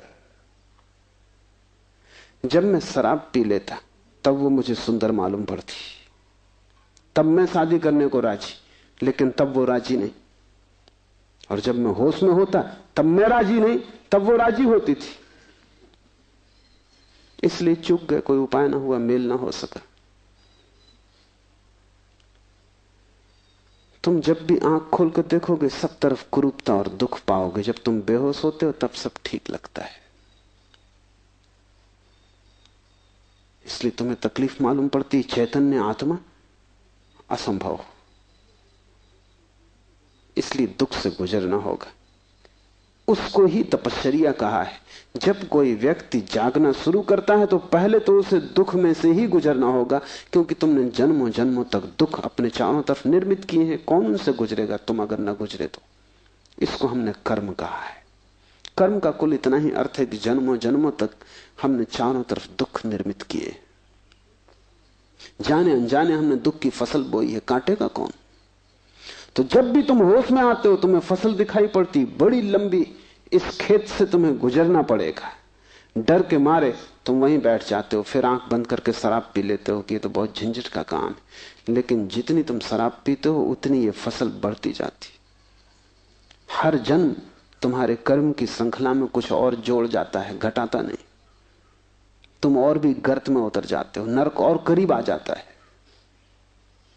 होश से भरोगे तो पहला तो घटना ये घटने ही वाली है कि तुम्हारे जीवन में चारों तरफ दुख दिखाई पड़ेगा, नरक, क्योंकि तुमने वो निर्मित किया है। और अगर तुमने हिम्मत रखी, साहस रखा और तुम उस दुख से गुजर गए, तो जिस दुख से तुम सचेतन रूप से गुजर जाओगे वो फसल कट गई। उन दुखों से तुम्हें न गुजरना पड़ेगा फिर। और अगर एक बार तुम सारी दुख की श्रृंखला से गुजर जाओ, कर्म की श्रृंखला से, क्योंकि वो तुम्हारी आत्मा के चारों तरफ बंधी हुई जंजीरें, अगर तुम उन सब से गुजर जाओ और होश न खो और हिम्मत जारी रखो कि कोई फिक्र नहीं, जितना दुख मैंने पैदा किया है मैं गुजरूंगा, मैं अंत तक जाऊंगा। मैं उस प्रथम घड़ी तक जाना चाहता हूं जब मैं निर्दोष था और दुख की यात्रा शुरू ना हुई थी, जब मेरी आत्मा परम पवित्र थी और मैंने कुछ भी संग्रह न किया था दुख का। मैं उस समय तक प्रवेश करूंगा ही, चाहे कुछ भी परिणाम हो, कितना ही दुख, कितनी ही पीड़ा। अगर तुमने इतना साहस रखा तो आज नहीं कल दुख से पार होकर तुम उस जगह पहुंच जाओगे जहां शिव का सूत्र तुम्हें समझ में आएगा, चैतन्य आत्मा है। और एक बार तुम अपने भीतर के चैतन्य में प्रतिष्ठित हो जाओ, फिर तुमसे कोई दुख पैदा नहीं होता, क्योंकि बेहोश आदमी अपने चारों तरफ दुख पैदा करता है। तुमने देखा है शराबी को चलते हुए रास्ते पर वो कैसा डगमगाता है? ऐसी तुम्हारी जिंदगी है।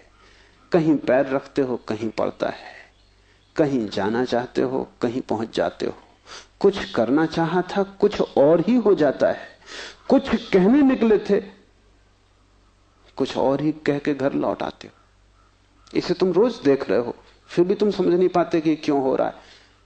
तुम गए थे किसी से क्षमा मांगने और झगड़ा करके वापस आ गए। होश में हो तुम बात प्रेम की कर रहे थे, दुश्मनी हो गई।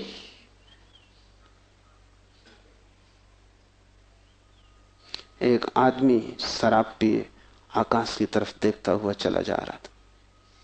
एक कार उसके पास से निकली, बामुश्किल ड्राइवर बचा पाया। गाड़ी रोक के ड्राइवर ने कहा, महानुभाव, अगर आप नहीं देखते वहां जहां आप जा रहे हैं तो फिर आप वहीं चले जाएंगे जहां आप देख रहे हैं।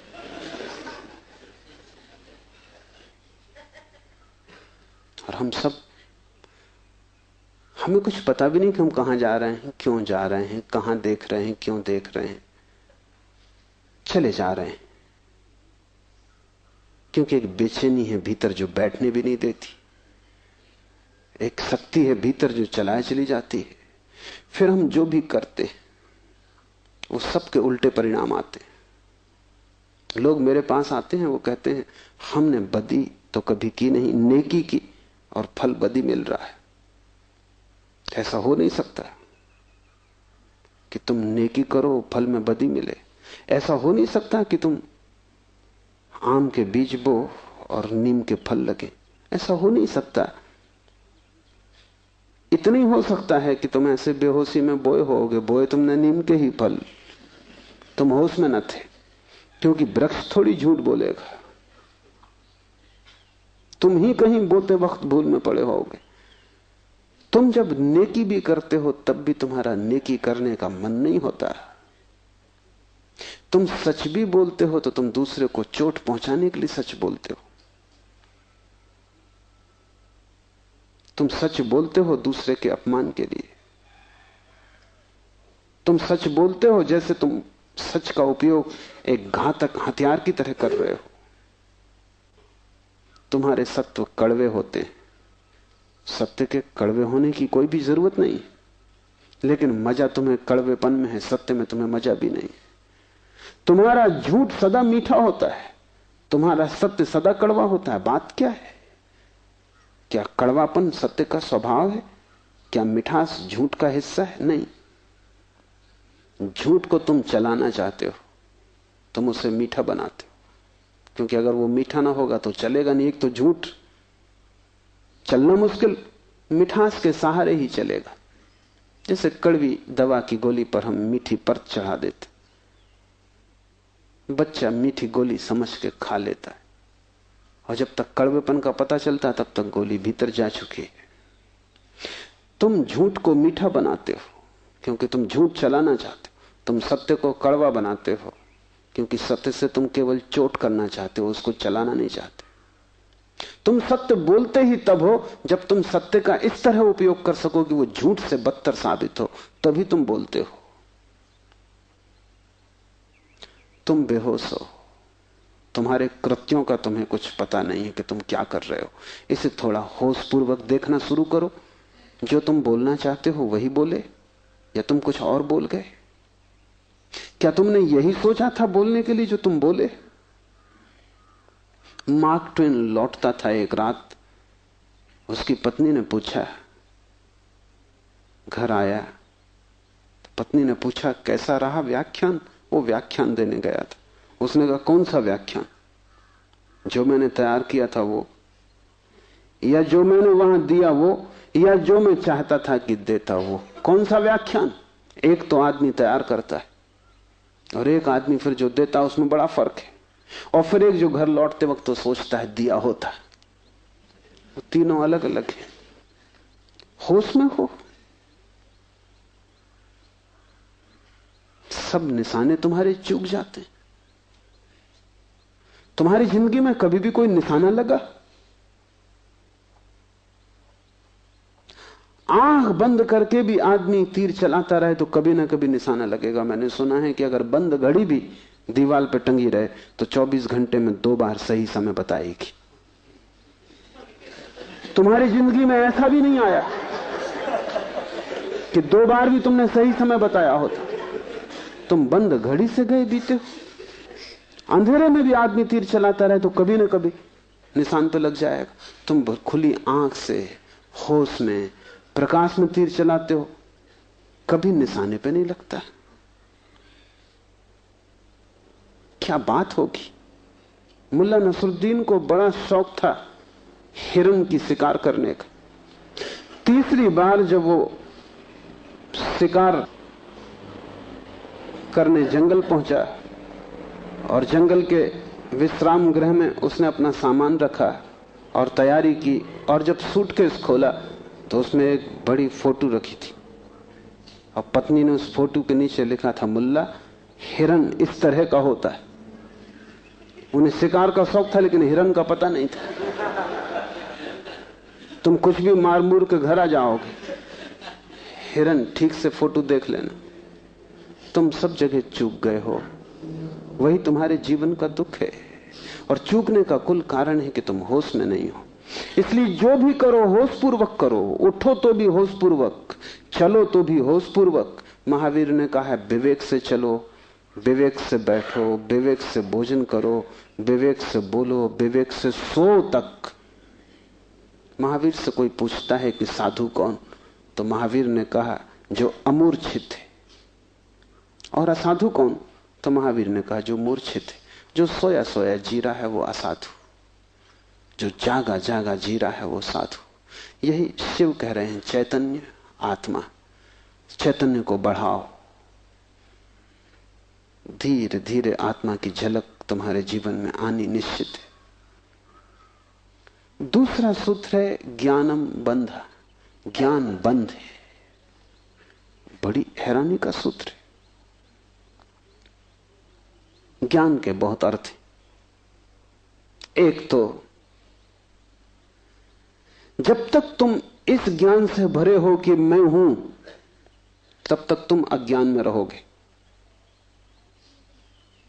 क्योंकि मैं अज्ञान है, अहंकार अज्ञान है। जिस दिन तुम आत्मा से भरोगे उस दिन हूंपन तो रहेगा, मैंपन नहीं रहेगा। मैं हूं, इसमें से मैं तो कट जाएगा, सिर्फ हूं रहेगा। इसे थोड़ा प्रयोग करके देखो। कभी किसी वृक्ष के नीचे शांत बैठकर खोजो कि तुम्हारे भीतर मैं कहां है। तुम कहीं भी ना पाओगे। हूं तो तुम सब जगह पाओगे, मैं तुम कहीं भी ना पाओगे। सब जगह तुम्हें अस्तित्व मिलेगा, लेकिन अस्तित्व के साथ अहंकार तुम्हें कहीं भी ना मिलेगा। अहंकार तुम्हारी निर्मित है, वो तुम्हारा बनाया हुआ है, वो झूठा है, वो असत्य है, उससे ज्यादा अप्रामाणिक और कुछ भी नहीं। वो काम चलाऊ है, उसकी संसार में जरूरत है, लेकिन उसकी सत्य में कहीं भी कोई स्थान नहीं। तो एक तो मैं हूं, ये ज्ञान बंध का कारण है। मेरा बोध हूपन का बोध नहीं। हूपन का बोध तो शुद्ध है, उसमें कोई सीमा नहीं है। जब तुम कहते हो हूं, तो तुम्हारे हूं में और वृक्ष के हूं में कोई फर्क होगा? तुम्हारे हूं में और मेरे हूं में कोई फर्क होगा? जब तुम सिर्फ हो तो नदियां, पहाड़, वृक्ष सभी एक हो गए। जैसे ही मैंने कहा मैं, वैसे ही मैं अलग हुआ। जैसे ही मैंने कहा मैं, वैसे ही तुम टूट गए, पर हो गए, अस्तित्व से मैं पृथक हो गया। हूंपन ब्रह्म है और मैं मनुष्य की अज्ञान दशा है। जब तुम जानते हो कि सिर्फ हूं, तब तुम्हारे भीतर केंद्र नहीं होता, तब सारा अस्तित्व एक हो जाता है। तब तुम उस लहर की तरह हो जो सागर में खो गई। अभी तुम उस लहर की तरह हो जो जम के बर्फ हो गई, सागर से टूट गई। ज्ञानम बंधा, पहला तो ज्ञान बंध है, इस बात का ज्ञान कि मैं हूं। दूसरा ज्ञान बंध है वो सब ज्ञान जो तुम बाहर से इकट्ठा कर लिए हो, जो तुमने शास्त्रों से चुराया है, जो तुमने सद्गुरुओं से उधार लिया है, जो तुम्हारी स्मृति है, वो सब बंधन है। उससे तुम्हें मुक्ति ना मिलेगी। इसलिए तुम पंडित से ज्यादा बंधा हुआ आदमी ना पाओगे। मेरे पास सब तरह के लोग आते हैं, सब तरह के मरीज। उसमें पंडित से ज्यादा कैंसर ग्रस्त कोई भी नहीं। उसका इलाज नहीं, वो ला इलाज है। उसकी तकलीफ यह है कि वो जानता है, इसलिए न वो सुन सकता न वो समझ सकता। तुम उससे कुछ बोलो, इसके पहले कि तुम बोलो उसने उसका अर्थ कर लिया है। इसके पहले कि वो तुम्हें सुने उसने व्याख्या निकाल ली। शब्दों से भरा हुआ चित्त जानने में असमर्थ हो जाता। वो इतना ज्यादा जानता है बिना कुछ जाने, क्योंकि सब जाना हुआ उधार है। शास्त्र से अगर ज्ञान मिलता होता तो सभी के पास शास्त्र है, ज्ञान सभी को मिल गया होता। ज्ञान तो तब मिलता है जब कोई निशब्द हो जाता है, जब वो सभी शास्त्रों को विसर्जित कर देता है, जब वो उस सब ज्ञान को जो दूसरों से मिला है वापस लौटा देता है जगत को, जब वो उसे खोजता है जो मेरा मूल अस्तित्व है, जो मुझे दूसरे से नहीं मिला। इसे थोड़ा समझो। तुम्हारा शरीर तुम्हें मां और पिता से मिला है। तुम्हारे शरीर में तुम्हारा कुछ भी नहीं है। आधा तुम्हारी मां का दान है, आधे तुम्हारे पिता का दान है। फिर तुम्हारा शरीर तुम्हें भोजन से मिला है, वो जो रोज तुम भोजन कर रहे हो, 5 तत्वों से मिला है। वायु है, अग्नि है, 5 तत्व हैं, उनसे तुम्हें मिला है। इसमें तुम्हारा कुछ भी नहीं है। लेकिन तुम्हारी चेतना तुम्हें 5 तत्वों में से किसी से भी नहीं मिली। तुम्हारी चेतना तुम्हें मां और पिता से भी नहीं मिली। तुम जो जो जानते हो वो तुमने स्कूल विश्वविद्यालय से सीखा है, शास्त्रों से सुना है, गुरुओं से पाया है। वो तुम्हारे शरीर का हिस्सा है, तुम्हारी आत्मा का नहीं। तुम्हारी आत्मा तो वही है जो तुम्हें किसी से भी नहीं मिली। जब तक तुम उस शुद्ध तत्व को न खोज लोगे जो निपट तुम्हारा है, जो तुम्हें किसी से भी नहीं मिला है, न मां ने दिया, न पिता ने, न समाज ने, न गुरु ने, न शास्त्र ने, वही तुम्हारा स्वभाव है। ज्ञान बंद है क्योंकि वो तुम्हें स्वभाव तक न पहुंचने देगा। ज्ञान ने ही तुम्हें बांटा है। तुम कहते हो मैं हिंदू, तुमने कभी सोचा कि तुम हिंदू क्यों हो? तुम कहते हो मैं मुसलमान, तुमने कभी विचारा कि तुम मुसलमान क्यों हो? हिंदू और मुसलमान में फर्क क्या है? क्या उनका खून निकाल के कोई डॉक्टर परीक्षा करके बता सकता है कि हिंदू का खून है या मुसलमान का खून? क्या उनकी हड्डियां काट के कोई बता सकता है कि हड्डी मुसलमान से आती है कि हिंदू से आती है? कोई उपाय नहीं। शरीर की जांच से कुछ भी पता न चलेगा, क्योंकि दोनों के शरीर 5 तत्वों से बनते हैं। लेकिन अगर उनकी खोपड़ी की जांच करो तो पता चल जाएगा कि कौन हिंदू है कौन मुसलमान है, क्योंकि दोनों के शास्त्र अलग, दोनों के सिद्धांत अलग, दोनों के शब्द अलग।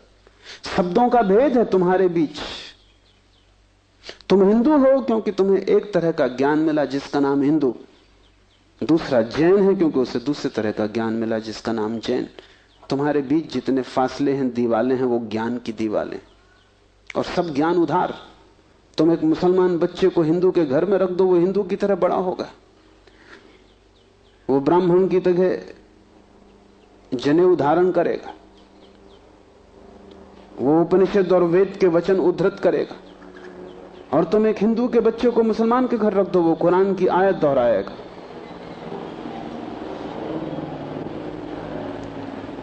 ज्ञान तुम्हें बांटता है क्योंकि ज्ञान तुम्हारे चारों तरफ एक दीवार खींच देता है, और ज्ञान तुम्हें लड़ाता है, और ज्ञान तुम्हारे जीवन में वैमनस्य और शत्रुता पैदा करता है। थोड़ी देर को सोचो, अगर तुम्हें कुछ भी ना सिखाया जाए कि तुम हिंदू हो या मुसलमान या जैन या पारसी, तो तुम क्या करोगे?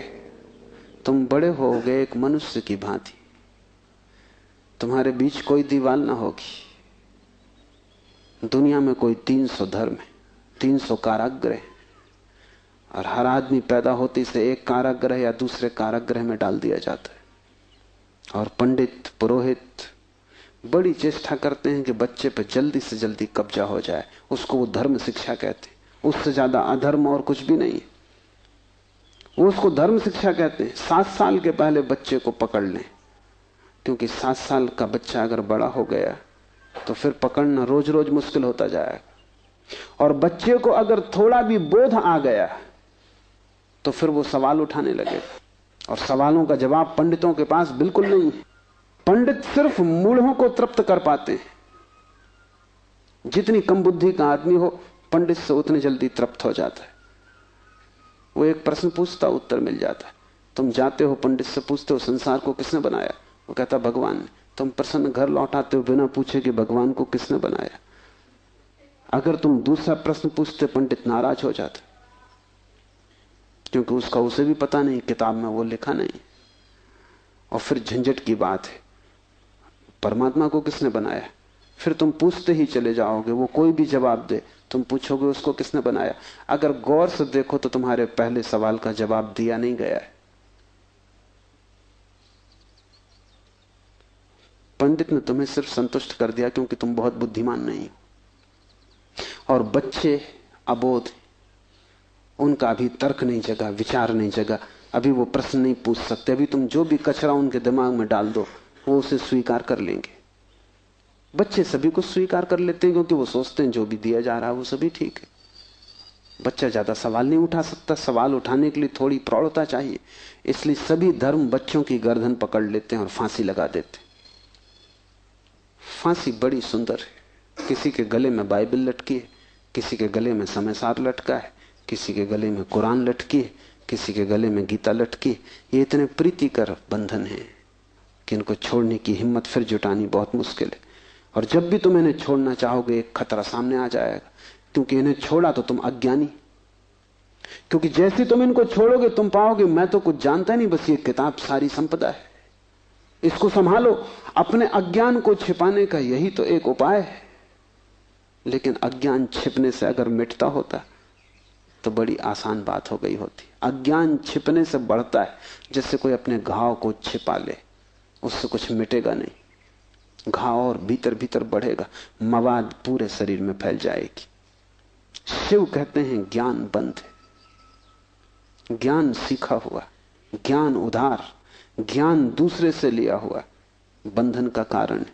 तुम उस सब को छोड़ देना जो दूसरे से मिला है, तुम उसकी तलाश करना जो तुम्हें किसी से भी नहीं मिला, तुम उसकी खोज में निकलना, उस चेहरे की खोज में जो तुम्हारा है। तुम्हारे भीतर छिपा हुआ एक झरना है चैतन्य का, जो तुम्हें किसी से भी नहीं मिला, जो तुम्हारा स्वभाव है, जो तुम्हारी निज संपदा है, निजत्व है, वही तुम्हारी आत्मा है।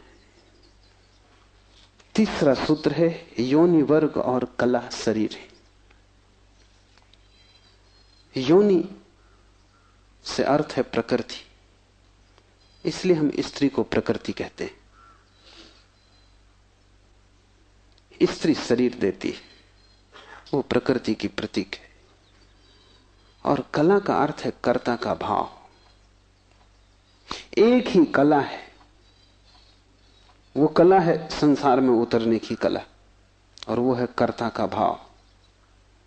इन दो चीजों से मिलकर तुम्हारा शरीर निर्मित होता है। तुम्हारे कर्ता का भाव, तुम्हारा अहंकार, और प्रकृति से मिला हुआ शरीर। अगर तुम्हारे भीतर कर्ता का भाव है तो तुम्हें योग्य शरीर प्रकृति देती चली जाएगी। इसी तरह तुम बार बार जन्मे हो। कभी तुम पशु थे, कभी पक्षी थे, कभी वृक्ष थे, कभी मनुष्य। तुमने जो चाहा है वो तुम्हें मिला है। तुमने जो आकांक्षा की है, तुमने जो कर्तृत्व की वासना की है, वही घट गया है। तुम्हारे कर्तृत्व की वासना घटना बन जाती है, विचार वस्तुएं बन जाते हैं। इसलिए बहुत सोच विचार के वासना करना, क्योंकि सभी वासनाएं पूरी हो जाती हैं देर अबेर। अगर तुम बहुत बार देखते हो आकाश में पक्षी को और सोचते हो कैसी स्वतंत्रता पक्षी को, खास हम पक्षी होते, देर न लगेगी, जल्दी तुम पक्षी हो जाओ। तुम अगर देखते हो एक कुत्ते को संभोग करते हुए और तुम सोचते हो कैसी स्वतंत्रता, कैसा सुख, जल्दी ही तुम कुत्ते हो जाओ। तुम जो भी वासना अपने भीतर संग्रहित करते हो वो बीज बन जाती। प्रकृति तो केवल शरीर देती है, कलाकार तो तुम ही हो, स्वयं को निर्माण करने वाले। अपने शरीर को तुमने ही बनाया है, ये कला का अर्थ है। कोई तुम्हें शरीर नहीं दे रहा है, तुम्हारी वासना ही निर्मित करती है। तुमने कभी ख्याल किया, रात तुम सोते हो तो आखिरी जो विचार होता है सोते समय, वही सुबह उठते वक्त पहला विचार होगा। रात भर तुम सोए रहे, वो बीज की तरह विचार भीतर पड़ा रहा, जो अंतिम था वो सुबह प्रथम होगा। तुम मरोगे इस शरीर से, आखिरी मरते क्षण में तुम्हारे सारे जीवन की वासना संग्रहित होकर बीज बन जाएगी। वही बीज नया गर्भ बन जाएगा। जहां से तुम मिटे वहीं से तुम फिर शुरू हो जाओगे। तुम जो भी हो ये तुम्हारा ही कृत्य है, किसी दूसरे को दोष मत देना। यहां कोई दूसरा है भी नहीं जिसको दोष दिया जा सके। ये तुम्हारे ही कर्मों का संचित फल है। तुम जो भी हो, सुंदर कुरूप, दुखी सुखी, स्त्री पुरुष, तुम जो भी हो, ये तुम्हारे ही कृत्यों का फल है। तुम ही हो कलाकार अपने जीवन के। मत कहना कि भाग्य ने बनाया है, क्योंकि वो धोखा है। उस भांति तुम जिम्मेवारी किसी और पर टाल रहे हो। मत कहना कि परमात्मा ने भेजा है। तुम परमात्मा पर जिम्मेदारी मत डालना, क्योंकि ये तरकीब है। खुद के दायित्व से बचने की। इस कारागृह में तुम अपने ही कारण हो। जो व्यक्ति इस बात को ठीक से समझ लेता है कि अपने ही कारण में यहां हूं, उसके जीवन में क्रांति शुरू हो जाती। शिव कह रहे हैं योनि वर्ग और कला शरीर है। प्रकृति तो सिर्फ योनि है, वो तो सिर्फ गर्भ है। तुम्हारा अहंकार उस योनि में बीज बनता है।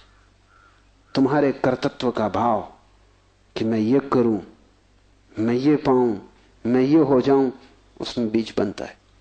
और जहां भी तुम्हारे कर्तृत्व की कला और प्रकृति की योनि का मिलन होता है, शरीर निर्मित हो जाता है। इसलिए बुद्ध पुरुष कहते हैं सभी वासनाओं को छोड़ दो, तभी तुम मुक्त हो सकोगे। तुमने अगर स्वर्ग की वासना की तो तुम देवता हो जाओगे, लेकिन वो भी मुक्ति ना होगी, क्योंकि वासनाओं से कभी भी अशरीर की स्थिति पैदा नहीं होती। सभी वासनाओं से शरीर निर्मित होते हैं। जब तक तुम निर्वासना को उपलब्ध नहीं हो, जब तक तृष्णा तुमने पूरी ही नहीं छोड़ दी, तब तक तुम नए शरीरों में भटकते रहोगे। और शरीर के ढंग अलग हों, शरीर की मौलिक स्थिति एक ही जैसी है। शरीर के दुख समान है, चाहे पक्षी का शरीर हो चाहे आदमी का शरीर हो, दुखों में कोई भेद नहीं है। क्योंकि मौलिक दुख है आत्मा का शरीर में बंध जाना। मौलिक दुख है कारागृह में प्रविष्ट हो जाना। फिर कारागृह की दीवारें वर्तुलाकार हैं कि त्रिकोण हैं कि चौकोन हैं, उससे कोई हल नहीं होता, उससे कुछ फर्क नहीं पड़ता है। तुम भला सोचते हो फर्क पड़ता है। एक मेरे मित्र हैं, ड्राइंग के शिक्षक हैं, उन्हें जेल हो गई। लौटे 3 साल बाद तो मैंने उनसे पूछा कैसे रहे दिन, कैसे कटे दिन। उन्होंने कहा और तो सब ठीक था, लेकिन मेरी कोठरी के कोने 90 कोण के नहीं थे। वो ड्राइंग के शिक्षक हैं, उनकी बुद्धि वो 90 कोण के नहीं थे कोठरी के कोने। उनकी असली तकलीफ 3 साल यही रही, क्योंकि उसी कोठरी में रहना और बार बार देखना वो कोना, वो 90 कोण का नहीं। तो जो बात उन्होंने मुझसे कही वो ये कि तो और तो सब ठीक था, बाकी कुछ अड़चन ना थी, लेकिन कोने ठीक 90 के नहीं थे। कोने 90 के हों कि 90 के ना हो, इससे क्या बुनियादी फर्क पड़ेगा। कारागृह कारागृह, पक्षी का शरीर के आदमी का बहुत फर्क नहीं पड़ता। बंद तुम हो गए वही दुख है, बंध गए तुम वही दुख है। वासना बांधती है, वासना है रज्जु जिससे हम बंधते हैं। और ध्यान रखना तुम्हारे अतिरिक्त और कोई जिम्मेवार नहीं है। उद्यमो भैरवा, चौथा सूत्र है उद्यम ही भैरव है। उद्यम उस आध्यात्मिक प्रयास को कहते हैं जिससे तुम इस कारागृह के बाहर होने की चेष्टा करते हो, वही भैरव है। भैरव शब्द पारिभाषिक है। भा का अर्थ है भरण, रा का अर्थ है रवण, वा का अर्थ है वमन। भरण का अर्थ है धारण, रवण का अर्थ है संहार और वमन का अर्थ है फैलाना। भैरव का अर्थ है ब्रह्म, जो धारण किए है, जो संभाले है, जिसमें हम पैदा होंगे और जिसमें हम मिटेंगे, जो विस्तार है और जो ही संकोच बनेगा, जो सृष्टि का उद्भव है और जिसमें प्रलय होगा। मूल अस्तित्व का नाम भैरव है। शिव कहते हैं उद्यम ही भैरव है। और जिस दिन भी तुमने आध्यात्मिक जीवन की चेष्टा शुरू की, तुम भैरव होने लगे, तुम परमात्मा के साथ एक होने लगे। तुम्हारी चेष्टा की पहली किरण और तुमने सूरज की तरफ यात्रा शुरू कर दी। पहला ख्याल तुम्हारे भीतर मुक्त होने का, और ज्यादा दूर नहीं है मंजिल, क्योंकि पहला कदम करीब करीब आधी यात्रा है। उद्यम भैरव है। पाओगे देर लगेगी, मंजिल पहुंचने में समय लगेगा, लेकिन तुमने चेष्टा शुरू की और तुम्हारे भीतर बीज आरोपित हो गया कि मैं उठूं इस कारागृह के बाहर, मैं जाऊं शरीर से मुक्त हूं, मैं हटूं वासना से, मैं अब और बीज न बोऊं इस संसार को बढ़ाने के, मैं और जन्मों की आकांक्षा न करूं। तुम्हारे भीतर जैसे ही ये भाव सघन होना शुरू हुआ कि अब मैं मूर्छा को तोड़ूं और चैतन्य बनूं, वैसे ही तुम भैरव होने लगे, वैसे ही तुम ब्रह्म के साथ एक होने लगे। क्योंकि वस्तुतः तो तुम एक हो ही, सिर्फ तुम्हें स्मरण आ जाए। मूलतः तो तुम एक हो ही, तुम उसी सागर के झरने हो, तुम उसी सूरज की किरण हो, तुम उसी महाकाश के एक छोटे से खंड हो। पर तुम्हें स्मरण आना शुरू हो जाए और दीवालें विसर्जित होने लगे तो तुम उस महाकाश के साथ एक हो जाओगे। उद्यम भैरव है, बड़ी सघन चेष्टा करनी जरूरी है, क्योंकि नींद गहरी है। तोड़ोगे सतत तो ही टूट पाएगी, आलस्य करोगे संभव नहीं होगा। आज तोड़ोगे कल फिर बना लोगे तो फिर भटकते रहोगे।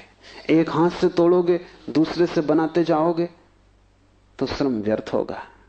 उद्यम का अर्थ है तुम्हारी पूरी चेष्टा संलग्न हो जाए। लोग मेरे पास आते हैं, वो कहते हैं हम करते हैं लेकिन कुछ हो नहीं रहा, और मैं उनकी शक्ल देखता हूं, वो करते हैं ही नहीं, या ऐसा मरे मरे करते हैं जैसे मक्खियां उड़ा रहे हैं। उनके करने में कोई प्राण नहीं है, इसलिए नहीं होता।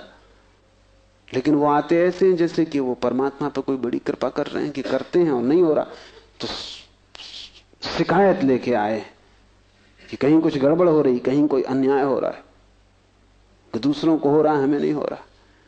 इस जगत में अन्याय होता ही नहीं। इस जगत में जो भी होता है न्याय है, क्योंकि यहां कोई आदमी नहीं बैठा है न्याय अन्याय करने को। जगत में तो नियम है, उन्हीं नियमों का नाम धर्म है। तुम अगर इस क्षेत्र से चले गिरोगे, टांग टूट जाएगी, तो तुम जाके अदालत में ये नहीं कहोगे कि गुरुत्वाकर्षण के कानून पर एक मुकदमा चलाता हूं, तो अदालत कहेगी तुम तिरछे मत चलते। गुरुत्वाकर्षण तुम्हें गिराने में उत्सुक नहीं है, न तुम्हें संभालने में उत्सुक है। तुम जब सीधे सीधे चलते हो वही तुम्हें संभालता है, जब तुम तिरछे चलते हो वही तुम्हें गिराता है। न गिराने की उसकी कोई आकांक्षा है, न संभालने की। तटस्थ है जगत का नियम, उस तटस्थ नियम का नाम धर्म है। उसको हिंदुओं ने रित कहा है। वो परम नियम है, वो तुम्हारी तरफ पक्षपात नहीं करता कि किसी को गिरा दे किसी को उठा दे। तुम जैसे ही ठीक चलने लगते हो वो तुम्हें संभालता है, तुम गिरना चाहते हो वो तुम्हें गिराता है। वो हर हालत में उपलब्ध है। तुम जैसा भी उसका उपयोग करना चाहते हो वो तुम्हें खुला है, उसके द्वार बंद नहीं है। तुम सिर ठोकना चाहते हो दरवाजे से, सिर ठोक लो। तुम दरवाजा खोल के भीतर जाना चाहते हो, भीतर चले जाओ। वो तटस्थ है, उद्यम भैरव है। महान श्रम चाहिए। उद्यम का अर्थ है प्रगाढ़ श्रम, तुम्हारी समग्रता लग जाए श्रम में, उसका नाम उद्यम है। और तब देर न लगी कि तुम्हारे भैरव हो जाने में। शक्ति चक्र के संधान से विश्व का संहार हो जाता है, 5वां सूत्र है। और अगर तुमने ठीक उद्यम किया, अगर तुमने अपनी संपूर्ण ऊर्जा को संलग्न कर दिया चेष्टा में, सत्य की खोज, परमात्मा की खोज या आत्मा की खोज में, तो तुम्हारे भीतर जो शक्ति का चक्र है वो पूर्ण हो जाता है। अभी तुम्हारे भीतर शक्ति का चक्र पूर्ण नहीं है, कटा बटा है। वैज्ञानिक कहते हैं कि बुद्धिमान से बुद्धिमान आदमी भी अपनी 15% से ज्यादा प्रतिभा का उपयोग नहीं करता। 85% प्रतिभा ऐसे ही सड़ जाती। ये तो बुद्धिमान आदमी की बात है। बुद्धू का क्या हिसाब, वो तो शायद करते ही नहीं। हम अपने शरीर की भी ऊर्जा का पूरा उपयोग नहीं करते, 5% ज्यादा से ज्यादा। तो अगर हम मंदे मंदे जीते, अगर हमारा दिया टिमटिमाता टिमटिमाता लगता है, तो कसूर किसका है? तुम जीते ही नहीं पूरी तरह। जैसे तुम जीने से भी भयभीत हो कि लपट कहीं जोर से ना आ जाए। तुम डरे डरे हो, तुम कपते कपते जीते हो। तो फिर शक्ति का जो चक्र है तुम्हारे भीतर वो पूरा नहीं हो पाता। तो तुम्हारी गाड़ी ऐसे चलती है जैसे कभी कार को तुमने देखा हो, पेट्रोल कभी आता कभी नहीं आता, कभी कचरा आता, तो कार ऐसे चलती जैसे हिचकी खा रही हो। बस ऐसा तुम्हारा जीवन है, हिचकी खाते तुम चलते हो। जरा जरा सी शक्ति के खंड खंड आते हैं, अखंड शक्ति नहीं हो पाती। जिस चीज में भी तुम अपनी पूरी शक्ति लगा दोगे, वो कोई भी हो चीज, अगर तुम चित्र बनाते हो और चित्रकार हो और तुमने अपनी पूरी शक्ति को चित्र बनाने में लगा दिया, पूरी, कि रत्ती भर बाकी ना बची, तो तुम वहीं से मुक्त हो जाओगे, क्योंकि वही उद्यम पूर्ण होते ही भैरव हो जाता है। अगर तुम एक मूर्तिकार हो, तुमने सब कुछ मूर्ति में समाहित कर दिया कि मूर्ति बनाते समय तुम ना बचे, बस मूर्ति ही बची, तो शक्ति का चक्र पूरा हो जाता है। जब तुम पूरी शक्ति को निमज्जित करते हो किसी भी कृत्य में, वही ध्यान हो जाता है। भैरव निकट, मंदिर पास आ गया। 5वां सूत्र है, शक्ति चक्र के संधान से विश्व का संहार हो जाता है। और जब भी तुम्हारी शक्ति का चक्र पूरा होता है, टोटल, समग्र, अंश अंश नहीं, पूर्ण, उसी क्षण तुम्हारे लिए विश्व समाप्त हो गया। तुम्हारे लिए फिर कोई संसार नहीं, तुम परमात्मा हो गए, तुम भैरव हो गए, तुम मुक्त हो। फिर तुम्हारे लिए न कोई बंधन है, न कोई शरीर है, न कोई संसार है। पूर्ण शक्ति का प्रयोग स्मरण रखना। इस समाधि साधना शिविर में अगर तुमने पूरी शक्ति को लगाया, ऐसे ही ऊपर ऊपर नहीं ध्यान किए, पूरी शक्ति लगा दी, तो तुम अनुभव करोगे कि जिस क्षण शक्ति पूरी लग जाएगी, उसी क्षण, फिर क्षण भर की देर नहीं लगती, अचानक संसार खो जाता है, परमात्मा सामने आ जाता है। तुम्हारी शक्ति का पूरा लग जाना ही तुम्हारे जीवन की क्रांति हो जाती। फिर संसार की तरफ पीठ, परमात्मा की तरफ मुंह हो जाता है। इसकी तुम्हें एक झलक भी मिल जाए तो फिर तुम वही ना हो सकोगे जो तुम पहले थे। उसकी एक झलक काफी, फिर तुम्हारा जीवन उसी यात्रा में संलग्न हो जाए। तो ध्यान रखना, यहां पूरा अपने को डुबाना तो ही कुछ हो सकेगा। अगर तुमने थोड़ा भी अपने को बचाया तो तुम्हारा श्रम व्यर्थ है। जब तक श्रम उद्यम ना बन जाए, पूर्ण टोटल एफर्ट ना बन जाए, तब तक भैरव की उपलब्धि नहीं। आज इतना ही।